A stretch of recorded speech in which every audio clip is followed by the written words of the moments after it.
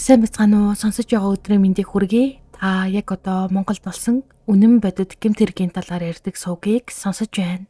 Энэхүү хэрэгүүдийг та бүхэнд сэрэмжлүүлэг болгох хүүднээс хүргэдэг бөгөөд нэрсүүд нууцлагдсан байдаг тул та бүхэнд ойлгомжтой байлгах хүүднээс түгээмэл нэрсээр орлуулан хүргэж байна. Өнөөдрийн ярих хэрэг маань үнэхээр сэтгэл хэмзэглүүлсэн маш хэцүү хэрэг байгаа. Тэгээ та бүхэн одоо хэрэгээ дуустал нь сонсоорой гэж хүсье. Ингээд бүгдээрээ шүүгдэгчийн хувийн мэдээллээс хэрэгээ эхлүүлцгээе. Шүүгдэгч Ганаан 1986 онд Улаанбаатар хотод төрсөн, хэрэг үлдэх үедээ 35 настай байсан, эрэгтэй, дээд боловсралтай, бизнесийн удирдлага мэргэжилтэй, эрхэлсэн тодорхой ажилгүй, ам бүл дөрөв, эцэг эх хүүхдийн хамт оршин суудаг, урд нь яш итгэл эдэлж байгаагүй. Хэрэг тавгдсан яллах дүгнэлтэнд дурдсанаар шүүгдэгч Ганаан хамтран амьдрах жанууд удаа дараа гэр бүлийн хүчирхийлэл үлдэж ээжээ.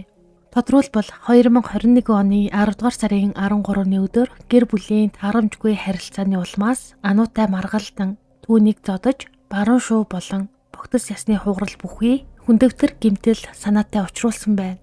Энэхүү үйлдэлийг гэр бүлийн хүчирхийлэл үйлдсэн гих хүндрүүлэх нөхцөлтэйгээр үйлцэх хэмээн үтсэн.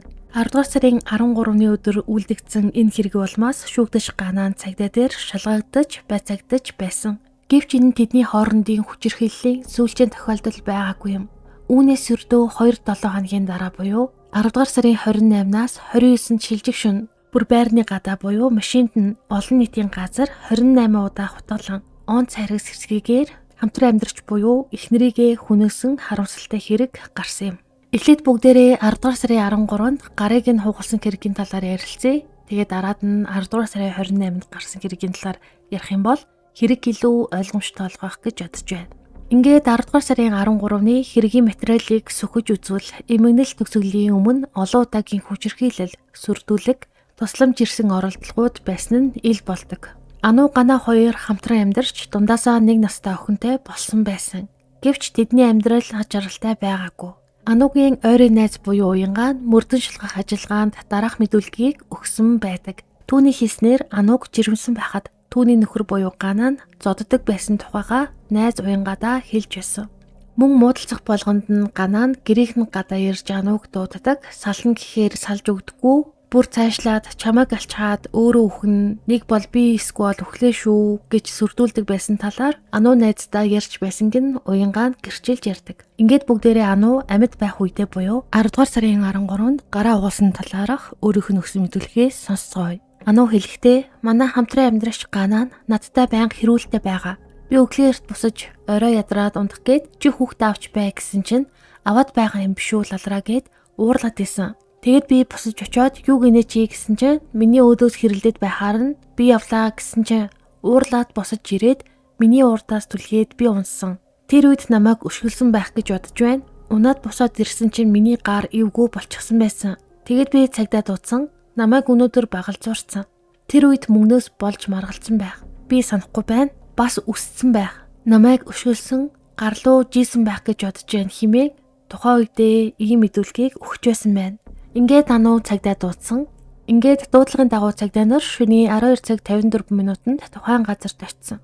Дуудлагаар очсон цагдаа дараах зүйлсийг гэршийн мэдүүлгээр мөн ярьсан байдаг. Тэрээр хэлэхдээ тухайн гэрт очиход Ганаа гэх хэрэгтэй 3 цаг орчмын өмнө манай хадам ээж буюу Ануугийн ээж ирээд бид гурав нэг шил вино хувааж уусан гэж ярьж байсан. Ганаа согтолтын зэрэг маш бага байсан, эрүүл шахуу байсан. Харин Ануу нь уйлсан байдалтай миний гар өвдөөд миний гарыг Ганаа өшгөлсөн гэж хэлээд галтгооны өрөөнд байж байхад зочны өрөөнөөсөө Ганаа хүүхдэд тэрврээд гараад ирсэн байсан. Гэрт нь ямар нэгэн хагарсан, бөснөлсөн зүйл болоогүй байсан ба ингээд манай офицер болох ил нь Ануу болон Ганаа нараас мэдүүлэг авч аюулгүй зэргийн үнэлгээ хийж гэр бүлийн хүчирхийллийг материалжуулж 103-т өгсөн байсан учраас 103-ийн эмч ирж үзээд яг ясн хугараагүй байна. Цуурсан байж магадгүй, боломжтой үедээ гэмтлийн эмнэлэгт очиж үзүүлж рентген зураг авахуулаарай гэж хэлээд эмч нарийн бичиг хийж өгөөд явсан. Ингээд Ануугийн ээжийг дуудаж Анууг хүлээлгэж өгсөн.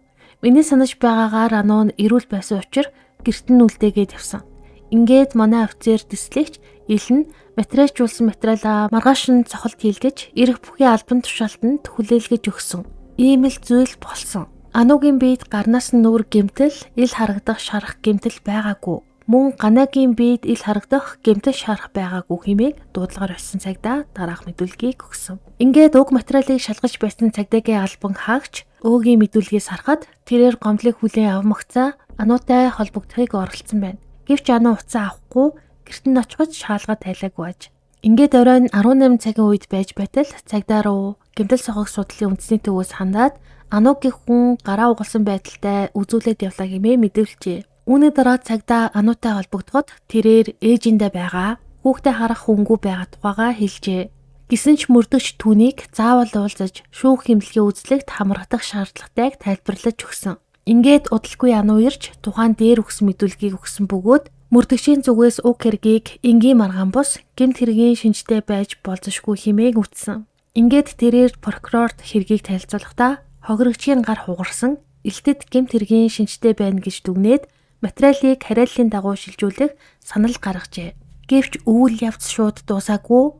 Прокурорын зөвшөөрлийг авч Анууд хүргэх шаардлагатай болсон ч тэрээр дахин уцаа авахгүй байсан тул мөрдөгч ээжтэй нь холбогдож шүүх хэмлэгт үзүүлэх тогтоолыг гэр бүлийнхэнд нь хүргүүлсэн байдаг. Эцэст нь Ануу 2021 оны 10 дугаар сарын 21-нд шүүх шинжилгээний байгууллагад үзүүлжээ. Үүнээс 7 хоногийн дараа буюу 10 дугаар сарын 28-нд шинжээчийн дүгнэлт гарч Ануугийн биед хүндэвтэр зэргийн гэмтэл учирсан болохыг тогтоосон байна. Харамсалтай нь яг тэр өдөр буюу дүгнэлт гарсан өдөр Ануу амь насаа алдсан байдаг. Ингээд бүгдээрээ Ануугийн амь насаа алдсан өдөр буюу 10 дугаар сарын 28-нд юу болсон талаар гэрчүүдийн мэдүүлгээс сонсцгоё.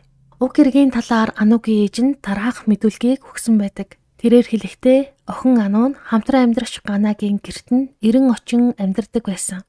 Ануу сүүлийн хэд хоног өөрийн төрсөн ах болох Баярагийн гэрт зайсанд хамтдаа амьдарч байсан юм.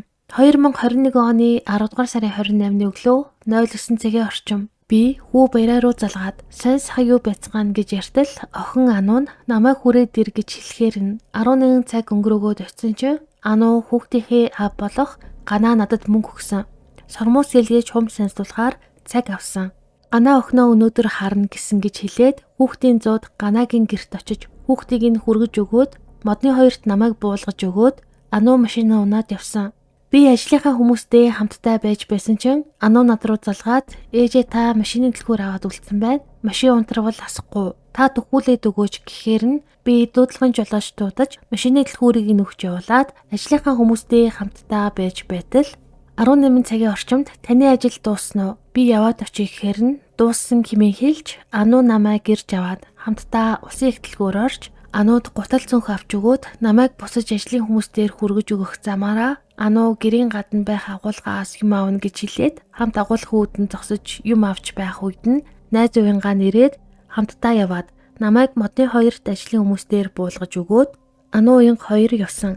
Би ажлынхаа хүмүүстэй юм яриа сууж байтал шөнө 01 цагийн орчим хүү Баяраа над руу залгаад ээжээ та хаана байна? Яаралтай хүрээд ирээч гэхээр нь би гэрлүүгээ орох гээд явж байна гэхэд та гэртээ оролгүйгээр манай гэрт хүрээд ир гэж хэлэхээр нь юу болсон юм гэхэд та зүгээр хүрээд ир ирэхэр чинь хэлээ гэхээр нь би гэрлүүгээ оролгүйгээр Баярагийн гэрийн гадна иртэл намайг байрны гадна хүлээж аваад Анууг алдчихлаа гэхээр нь би юу болсон юм гэж асуутал намайг гэртээ ирэхэд Ануу уянгаатай хамт машинд сууж байсан. Би гэрлүү ороод байж байтал Ануугийн хоолоонд чанга дуугарч хашгираад байгаа юм шиг болохоор нь цонхороо харж гадгүйгээд гарсан чинь тийм юм болсон байна гэхээр нь яг юу болсон юм гэхэд Ганаа л ингэсэн юм шиг байна гэж хэлсэн. Ануугийн талаар өөр юм яриаггүй. Тэгээд уянгаа яасан юм гэхэд уянгаа байгаагүй. Ануу ганцаараа байсан гэсэн.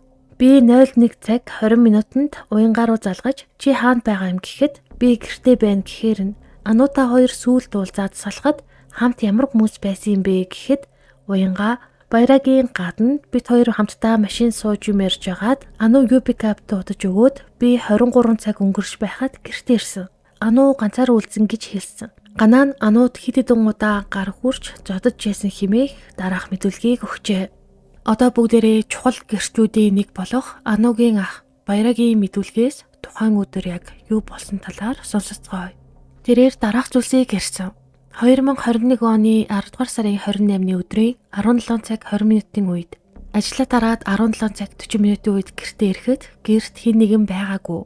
Би гэрээс биеийн тамирын хувцас аваад заалан тоглох гээд явсан. Би зал руу явах замдаа найз охиноо ажлаас нь аваад хамт зааланд очив.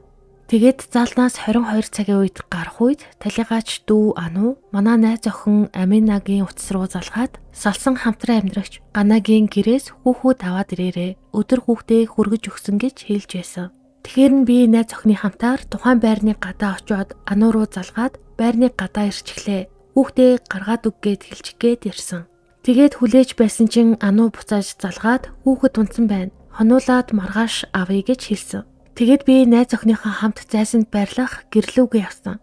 Тэгээд 22 цаг 50 минутын үед гэрийн гадаа очиод зогсоол дээр машинаа тавиад найз охины хамт юм яриад сууж байхад талигаач дүү Ану машин дотроо Уянга гэдэг найзтайгаа сууж исэн. Тэгээд би машин дотроо 20 орчим минут сууж байхад талигаач дүү Ану над руу залгаад гэртээ орооч гэсэн.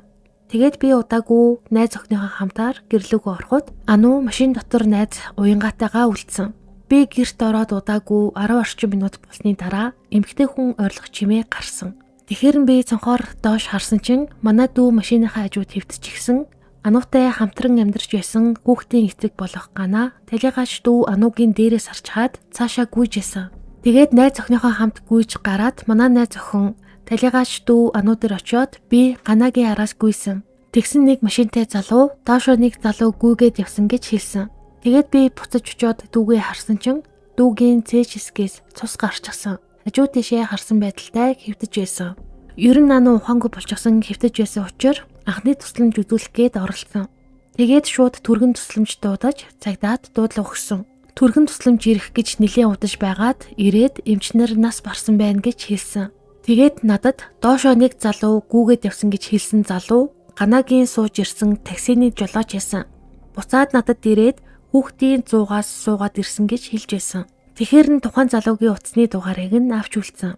Миний сонсож байснаар дүү Ануг Гана занал хийлдэг. Хэд хэдэн удаа биед нь халдаж сохиж зодож байсан. Сүүлд 10 дугаар сарын 13-ны өдөр Гана нь Анугийн гарыг хугалж байсан гэсэн. Энэ асуудлаар Сүхбаатар дүүргийн цагдаагийн 1-р хэлтэс дээр шалгагдаж байгаа гэх мэдүүлгийг өгсөн байна. Гана гэрээсээ гараад Анугийн байгаа газар руу таксигаар явсан бөгөөд одоо бүгдээрээ таксины жолоочийн мэдүүлгээс сонсцгоё. Таксины жолооч дараах мэдүүлгийг өгсөн. Би орой болохоор хүүхдийн 100-гийн орчмоор таксинд явдаг. Тэгээд 2021 оны 10 дугаар сарын 28-ны өдрийн 23 цаг 10 минутын үед 25-аас 30 орчим насны залуу гар өрхөөр нь би зогсоод миний машины жолоочийн хойд талын сандал дээр суусан. Тухайн залуу машинд суухдаа лацтай сэнгүүр нэртэй пив барьчихсан суусан. Тэгээд тухайн залуу машинд орж ирээд зайсан явчихад ирээ. Километрийг нь 1000 төгрөгөөр явчих гэхээр нь би 1300 төгрөгөөр явъя гэсэн чинь тэр залуу за боломжоор явчих гээдсэн. Тэгээд явж байхад тухайн залуу машинд чинь тамхи татчихуу гэд их зөөлөн болгосон маягаар надаас асуухаар нь би болно гэж хэлсэн чинь цонхоо онголгоод тамхи татсан. Ингээд зайсанд буюу тухайн газар очисон.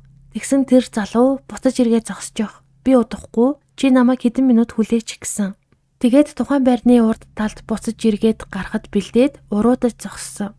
Тэгсэн тэр залуу таксины мөнгө хэд гарч байна гэхээр нь би 7000 төгрөг болсон гэсэн чинь шилжүүлсэн. Тэгээд тэр залуу чи намайг хүлээч гээд хаалгаа онгоолгоод машинаас бууж зогсоод байрны зогсоол руу харж 1 минут орчим зогсож байснаа буцаад машинд суусан. Тэр залуу хойлоонд жаахан ажиглая гэсэн. Тэгэж хэлээд 1 минут болоогүй байхад тухайн залуу наад байрныхаа зогсоол руу эргээд орчих гэхээр нь байрны зогсоол руу баруун эргээд орсон. Зогсоол руу ороод 3-аас 4 машин өнгөрөхөд хар өнгийн машин дотор нэг эмэгтэй дотор талын гэрлийг асаачихсан сууж ясан. Тэгээд өнгөрөөд зогсоолын хойд талд очисон чинь тухайн залуу би буцаж явахаа боллоо гэд машинаас пи бариад буусан. Тэгэд би тухайн зогсоолын хойд хэсэгт буцаж эргээд байж байхад эмэгтэй хүн хашгирах чимээ гарсан. Тэгсэн миний машинаас буусан залуу доошоо гүйж байгаа харагдсан. Тэгээд би буцаж эргээд зөөлөн яваад харахад зогсоол дээр машинд сууж исэн эмэгтэй байхгүй, жолооч талын хаалга нь онгорхоо байсан. Ямар нэгэн хүн харагдахгүй байсан. Ингээд байрнаас нэг залуу гүйж гарч ирээд над руу амар харахаар нь доошоо нэг залуу гүйгээд явчихлаа гэж хэлсэн чинь байрнаас гарч ирсэн залуу доошоо гүйгээд явсан. Тэгээд би машинтайгаа доошоо зам руу гарах гээд явж байхад байрнаас гарч ирсэн залуутай таарад яасан юу болсон бэ гэж асуухад тэр залуу мэдэхгүй харин юу болоогүй шилжгээд буцаад байр руугаа гүйгээд явсан. Тэгээд би доошоо зам руу гараад уулын зам руу орж байхад миний машинаас буусан залуу уулын замаар зүүн тийш замын хойд талд урсгал сүрж алхаад гараа өргөөд явж ирсэн. Тэгэд би уулын замаар зүүн эргэж зайсан чиглэлд явсан. Тэгээд би эхнэрлүүгээ Facebook чатаар залгаад саяны болсон зүйлсээ хэлсэн чинь эхнэр янз бүр болчихсон юм биш үсттэй. Буцаж очиод хараач гэхээр нь би буцаад нөгөө байрны гадаа очисон чинь нөгөө машины хажуу талд нэг эмэгтэй хэвтчихсэн. Байрнаас гүйж гарч ирсэн залуу хиймэл ямсгаа хийж байсан. Тэгээд би машинаас бууж очиод юу болов? Яасан? Зүгээр үү? Би таксины жолооч байна гэж хэлсэн. Сая миний машинаас буусан залуу энэ доошоо хар хурдаараа гүйгээд явсан. Над руу таксины төлбөрөө дансаар шилжүүлсэн. Дансны дугаарыг нь авах юм уу гэж хэлсэн чинь нэг эмэгтэй таны утасны дугаар руу залгийгээд миний утасны дугаарыг авсан. Тэгсэн удаагүй танихгүй дугаараас залгаад таксины жолооч мөн үү? Хүний ам ирсэтсэн байна. Та буцаад хүрээд ирэх боломж байна уу гэж хэлэхээр нь би буцаад ирсэн гэх мэдүүлгийг өгчээ. Шүүгдэгч ганаа хүүхдээ хэн дөрхиод гэрээсээ гарч явсан бэ гэх асуулт одоо энд үлдэж байна. Харин дараах гэрчийн мэдүүлгийг сонсвол хэрэг явдлын дүр зураг бүр тодорхой болох болно. Ингээд бүгдээрээ гэрч жаргалмаагийн мэдүүлгээ сонсцгоо.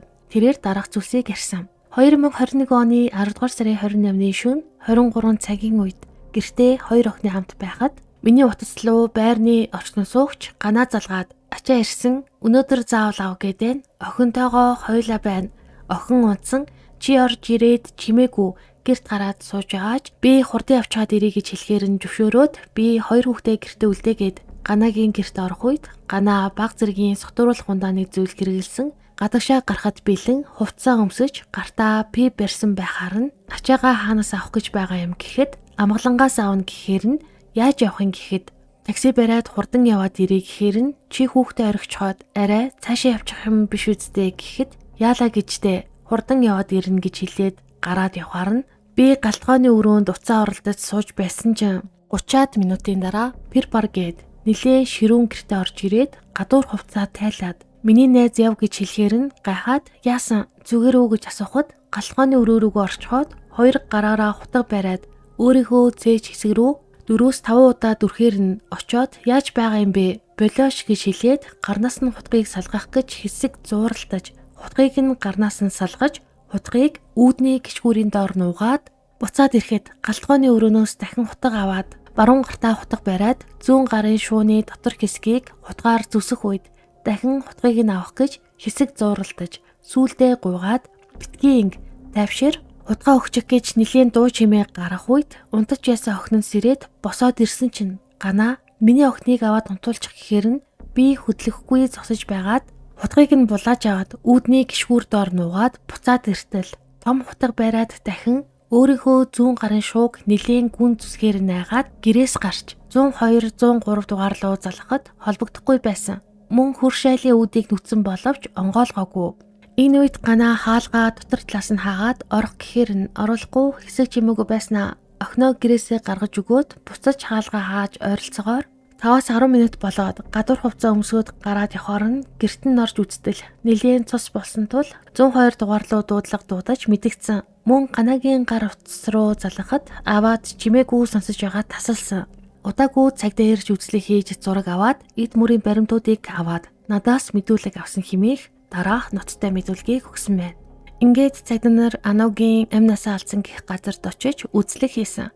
Одоо ингээд тухайн газарт үзлэг хийсэн тэмдэглэлээс та бүхэнд хүргэе. Тухайн байрны 2 дугаар орцны ертөнцийн зүгээр баруун урд талд автомашин асаалтай зогсож байх ба автомашины хаалганууд хаалттай төгжээ нээлттэй байх бөгөөд автомашины баруун талд 24 настай эмэгтэй Ано гэх хүний цогцос толгой хэсэг нь ертөнцийн зүгээр баруун зүгт харсан.